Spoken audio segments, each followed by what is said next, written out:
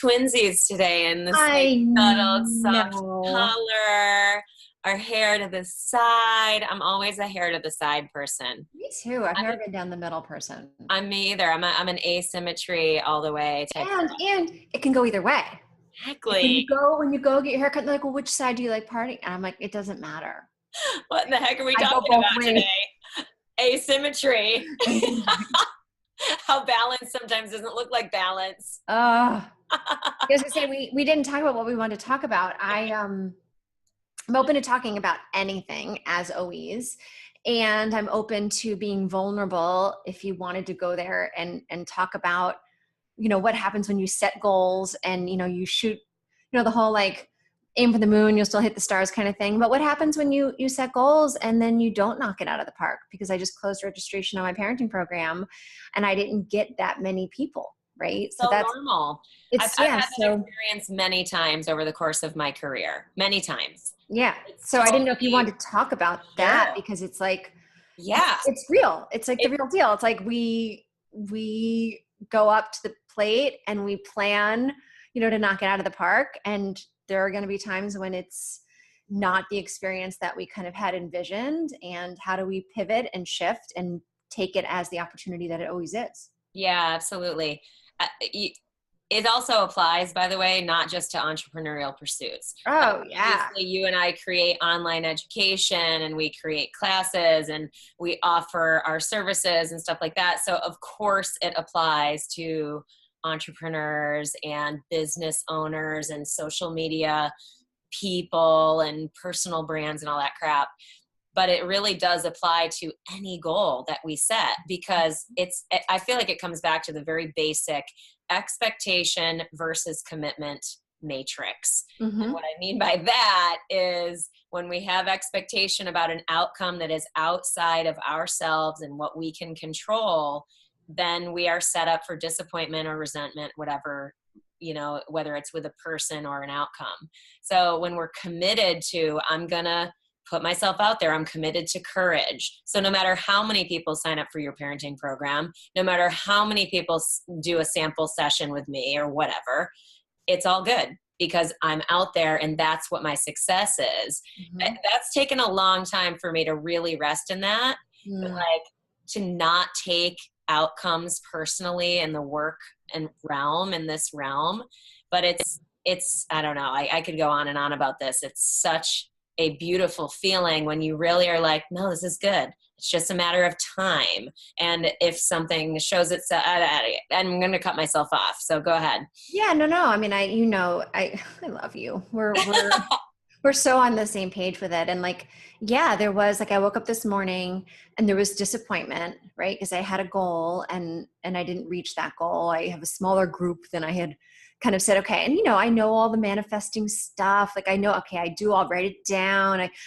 I released all my, I tried to release all of my fear and resistance around, like my goal was 15 people, right? And so I was like, all right, is there part of me that maybe subconsciously doesn't feel like I could really be of highest service to 15 this time around? Let me like make sure I'm really, rooting that out and like addressing that. Okay. And so I did all that work and I was like, no, like 15 is my goal. Like, I really feel like it's first time around, I can show up and be of highest service to 15 people. And that's what I decided to cap it at. And so this morning when I woke up, because I went to bed, because I was like, all right, I'm closing at midnight. I took this marketing class and this sales class, because this is marketing and sales is not my expertise. Well, that's the entrepreneurial dilemma, is that we're the talent in terms of what we do. Like when I get on the phone with somebody and work with them one-on-one and help them address their fear and understand. You're in your sweet spot. Yeah. I 100%, my confidence is through the roof. I am 100% with them. It's awesome. So it's like, the process of learning how to be a marketer and marketing your writer too is harder than when I was at companies.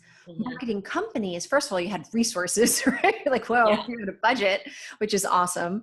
And you had a team and you had you had already kind of this momentum, and it was much easier to let that flow, I found, than marketing myself and this right? Yeah. So all of that, it's all good. It's all true. And so I took this course, which basically told me, held my hand through every step of this process of like the perfect email campaign. And then how do you, all of it, the stuff, because I would never have sent 8 emails, right? Like that's just, I would have been like, no.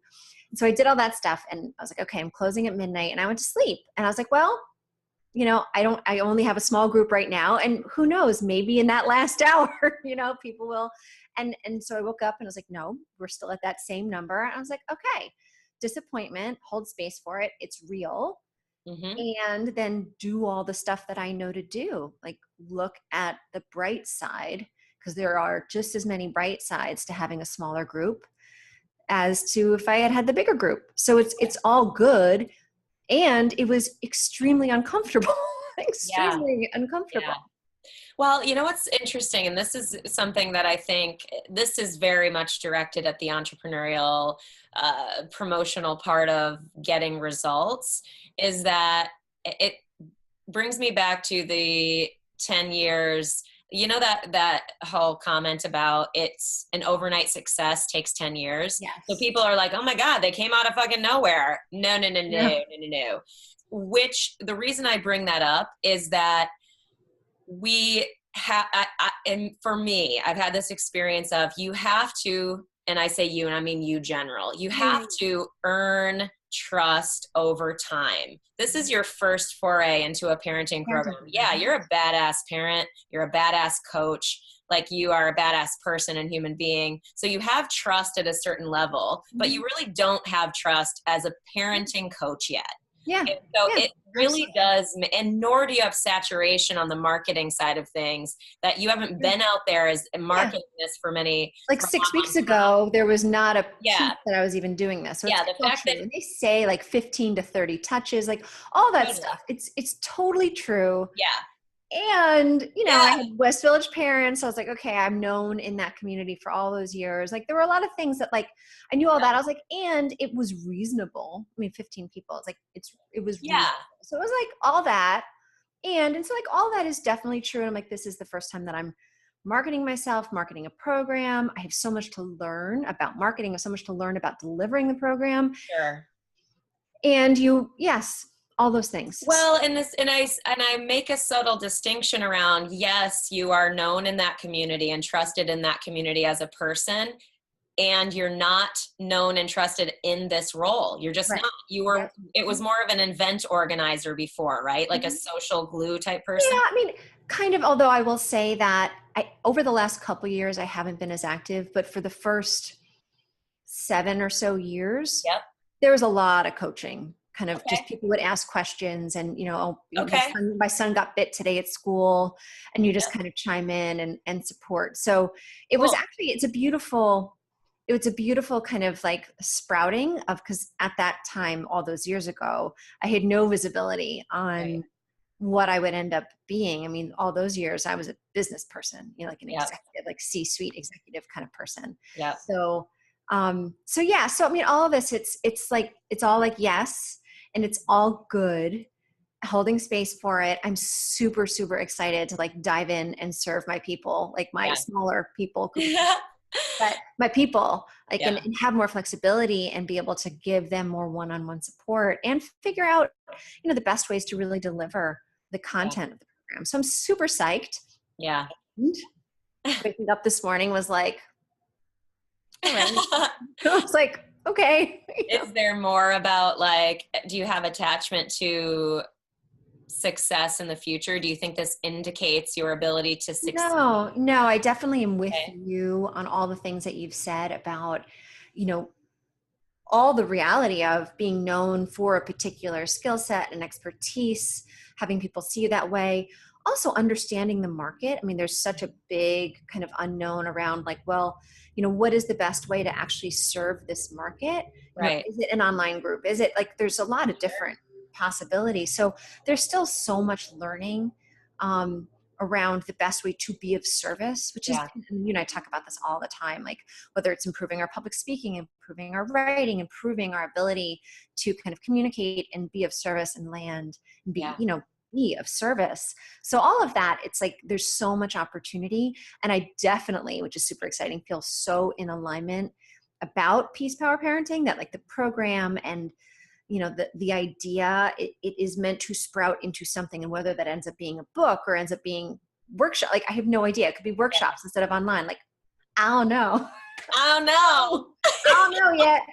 And I'm going to learn a lot by being of service to this group of people. Yeah. I'm going to learn, and I'm going to keep iterating, my way to awesome, and letting it grow. Like a plant doesn't grow in a straight line, right? Yeah.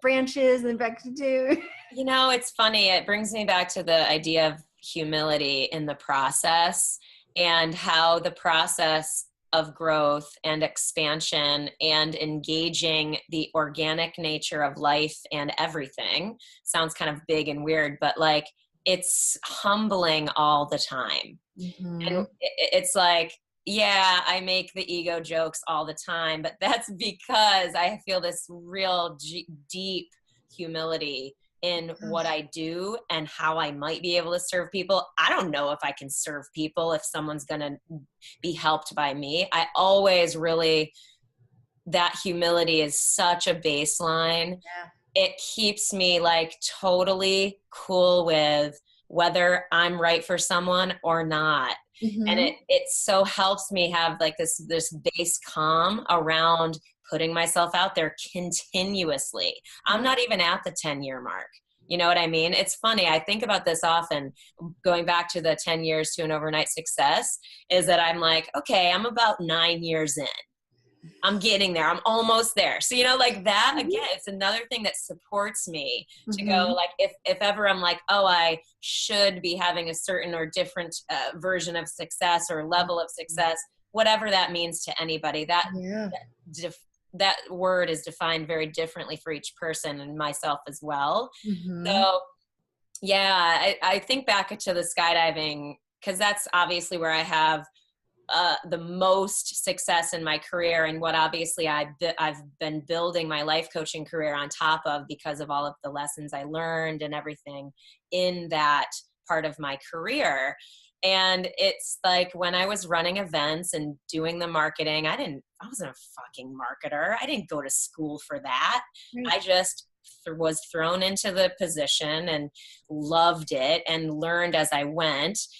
But one of the things that really helped me with the events, and I'm sure I've said this here before, but I feel like always worth reiterating, is that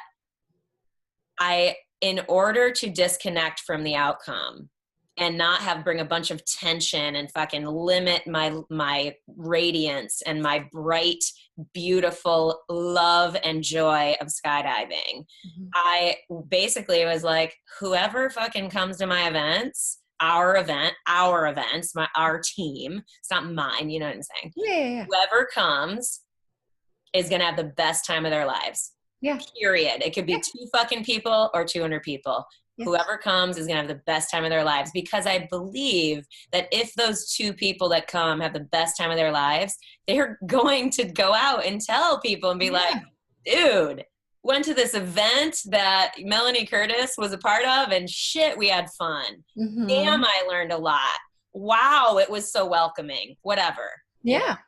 No, it's great. There's so much power in all of this, and walking the walk, not just talking the talk, right? I'm proud of you, girl. The humble, like be vulnerable, be like, all right. And just hold space for it, right? Because old Pam would have been like, no, it's all good. It's all good. It's all good. Right. And I wouldn't have like held space for like, no, I'm disappointed. It's like, totally. It is. I'm still human. I still have that. Right. Totally. I'm not like I'm a human being still. Love it. As long as I'm here, still a human being. So hold space for it and be like, that's cool. And now what? Like, and this is what I say to my kids all the time. It's like, yeah, this hurts. And now what? Like, and you're okay. So like, and now what? Like, because I was raised in the, oh, you're fine. Oh, it's fine. Right. And that like invalidates and cuts off. Be like, no, it does sting. And that stinging is teaching me something. Exactly. Awesome. Like I need to learn to get better at X, Y, Z, or I needed to have a smaller group this time around so I could get better at X, Y, Z. Like whatever, I don't know yet what the real purpose of it all is. And you and I both know that I have like the deepest faith and surrender that like, is this the situation? Then that's exactly what I needed. I may not understand it, may not make any sense, but it's exactly what I needed. 100%. So get right back to gratitude and hustle. Gratitude and hustle. Gratitude. And hustle. Yeah, the faith of it is legit. Legit. It's just so, that's the thing about doing anything, about life at all, emotions, fear, growth, contribution, whatever it is that we're doing, it's so complex that it's I would never want people to be in life, you know what I mean? Like, and think that they're going to get it right every single moment of every single day. If that meaning, like, if people look at having feelings or upset as something, some kind of failure or something, which I used to too. Really upset. Like we call it the magnifying glass of self-judgment. So I talk to my clients about this a lot, in that we often will have a human emotion, we'll have a response, which is totally normal and understandable, and also not the end of the world, as you said. Like, it's easy to honor it, process it, and then decide forward. But I think a lot of people really don't have that skill set. They think, and then they get stuck around, I shouldn't even be feeling this way. What's wrong with me? What's wrong with me is a failure. I'm fucking it up even more. See? Yeah. Look at how sucky I am. Look at how I'm screwing up even more. And then you get stuck. Yeah. I remember, I don't know if we've had this conversation, but I remember the moment that I had that epiphany, because I had this great spiritual coach who was hands down like the best therapist I ever had. She wasn't technically a therapist, and she just could it was magical. Yeah. And I remember I had a tough thing with my husband, and I was stuck, and I was doing that to myself. Like, why can't I be grateful? Why can't I be happy? Why am I letting this bother me so much? Yeah. What's wrong with me? Invalidating the feeling, which shuts you down. And she was great. She had this whole thing, which I'm like, you're like this too. And I'm like this. I'm like, call me right away. Like, in the moment, like, if you're stuck, call me right then, or text me right then. And so I spoke to her right in that moment, and she was like, hold on. And she pointed out to me that, like, it was okay that I was upset. I could be upset and still be loving of life and loving of my family and show up. And that is actually loving myself, is that whatever I'm feeling was completely valid and important to hold space for. Yeah. And as soon as she said that, I was like, I was such a huge epiphany. I could breathe. Yeah. And I was like, wait, you're right. I can be sad and be loving at the same time. I didn't realize that, like, I could be sad and grateful. Yeah. And then that's what empowered me to move forward, right? Definitely. Yeah. Feelings, the whole concept of feelings are not failure. I say that all the time. And it speaks to, like, the perfectionist side of me. And, like, a lot of the people that I work with are those type A perfectionists, have their shit all together, such that when they find themselves not together, whatever that means to them, then they're like, fuck, I need some help.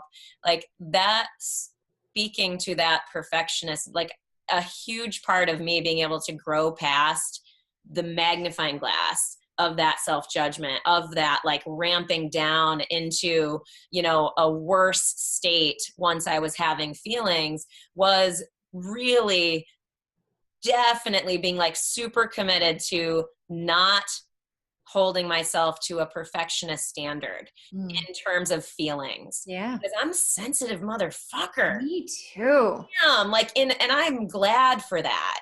Like, I will own it as long as the frickin' whatever metaphor you want to use. I will own it. I am a very sensitive person, and I actually love that about myself. I used to curse it because it feels like a burden, so harsh sometimes. Yeah.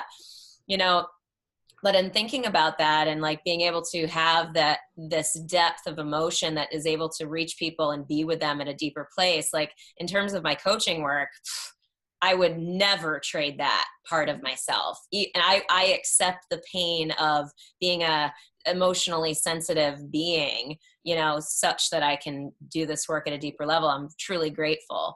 And so, and when I find my sensitivity and my emotional charges getting in the way of of ways I want to be better, more conscious, or whatever, that's the part where I'm like, okay, this is the part where I actually do want to do a little bit of work.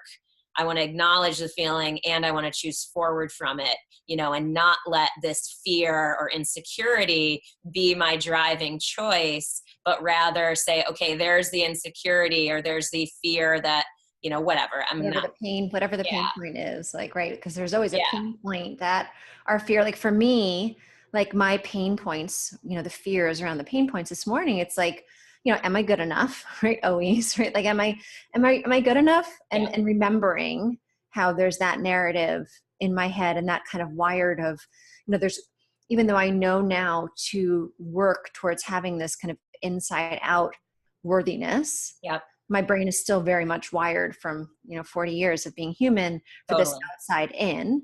Right. Yep. So that's one. And then the other, security, because ultimately I do need to start making money, have a viable business that is sustainable, that supports itself and is growing, right? The sustainable business aspect. Yep. And I don't know if we've shared on this before, but this is a relatively new venture for me. A full year ago, it's been a full year now. Up until a year ago in January, I was running a company. So I had a role, a job, right? I had a job at a different company, not your company. Yeah, no. So now you're running your company for the last year. Yeah. And so since January of last year, I left and started this new venture, not really being clear on like what exactly it was going to be and how I was going to be of service, AKA no real business strategy, right? AKA the most normal way people get into business. Like, AKA being like, what am I doing? Exactly. When coaches come and ask me about that, I feel like that's a common block limiting thought when people are starting, is that they think they need to have it all figured out and they can't start, or they are in some way going to fail because they're not clear on the idea. And it is super rare in my experience that people are 100% clear from the onset. That clarity only comes through experience and action. So I encourage, the fact that you went for it anyway screams, that's how and why. I've been of service, right? So like I've been of service over the last year. So that feels really good. It feels organic. I just didn't have clarity in terms of like from a niche perspective, which totally looking for a business, strategy, having some sort of really clear niche, what they say, like the blue ocean kind of thing. You want to have a lane that you can really kind of own. I had none of that. I was like, I don't really, I don't know. Yeah. So this is all relatively new for me. So it's all super good and vulnerable, and those fears of not being good enough, the fear of the security that like this needs to be something like that's what's playing in my head, that's kind of triggering that discomfort. And then I know how to hold space for that and be like, I understand that you feel that way, Pam. This is me and my like multiple personality. We talk to myself, but it's like you can hold space for it and then be like, and that's not true. And that you were brave, that you were like walking the walk, that you put yourself out there, that this is all learning opportunity, and that success doesn't come overnight. Yeah. And so then that discomfort passes. It doesn't completely go away. It keeps bubbling up, and then you have to do the work again. And it's all good. Well, it's like you said, you've got 40 years of practice doing it the other way. Yeah. Or 39, whatever it is, or until you were conscious, maybe it's 35, whatever. The whole point is, I say this to clients all the time who have those high expectations of themselves, that perfectionist and just high achiever way of being, that a lot of people think that they have an aha moment and they have some new clarity around how they want to be, what they want to do, how they want to respond in a certain situation to a loved one, or how they want to show up or feel around their business or family or whatever. And then they have the experience that's the same as they've always had. And they're like, fuck, like I should totally have and it's this like crazy intense. Like, holding themselves to a standard. And I'm like, dude, it's like you literally, it's like, I do the skydiving metaphor a lot. So people, if I'm working with skydivers, I'm like, it's like you're a brand new skydiver. Like you wouldn't expect yourself to be doing like high level 4-way. You can barely do a 360 for fuck's sake. Like this is new for you. You have 40 fucking years of practice doing it the old way. And I say that meaning that unconscious pattern or limiting thought that's been digging a neural pathway for all those decades, that shit's going to take some time to reform. And so giving ourselves patience for that is super, super useful.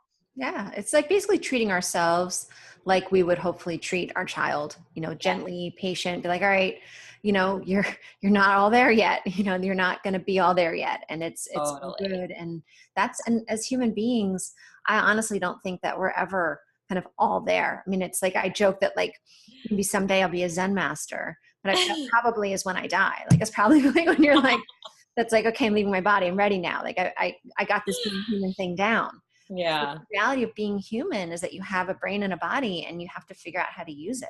Yeah. Like, it's a tool. Like the way I look at it, it's like being human is like we were blessed with this amazing technology that we get to like use on this plane to make things beautiful, right? Hopefully. And either we're good at it or we're not so good at it. And then we're getting better at it and we just show up. I love it. So funny. I laugh about the Zen master thing because I'm like, I'm like, I don't even know if I'd want to be that. Like, wouldn't that be super boring? Like, no, I can tell you that I've tasted it enough. It's so good, Mel. It's so good. Cause it's like, no, seriously. Cause like in that moment you are so infused with so much light and love. I'm really just so much light and love. From a humanity standpoint. I know. Like, but I love that you say it because it's a common misconception that like peace is boring or that peace is you're just sitting there doing nothing, when actually it's the opposite, that you're unblocking limitless power. Aliveness is exactly. No, I'm with you. I'm more just kind of kidding a little bit around that, just because for people who who haven't maybe touched that yet, you know what I mean? Like there's sort of I think there's a perception of it, like you said, that is commonplace. Yeah, which is why it's one of my favorite quotes, like the Pope said, was that, peace is a proactive, dynamic state. Yeah. You're not just like, and my dad and I talk about this a lot, and he asked me once, he's like, well, like literally you should just go sit in a cave and meditate. I'm like, no, no. So yeah, it's awesome. It's all good. It's awesome. Well, girl, I love it. This is cool. I feel like this is a fun conversation. Well, I'm grateful for you and your support, holding space for my, trials and tribulations. And, I want to share this stuff openly because I really think it's of service. Like, no, the road is not, you go up and you give it your all. And then, it may take 8 iterations before you, reach the goal. And that's okay. Oh, yeah. 10 years to an overnight success, baby. Yep. This has gotta be good life. This has gotta be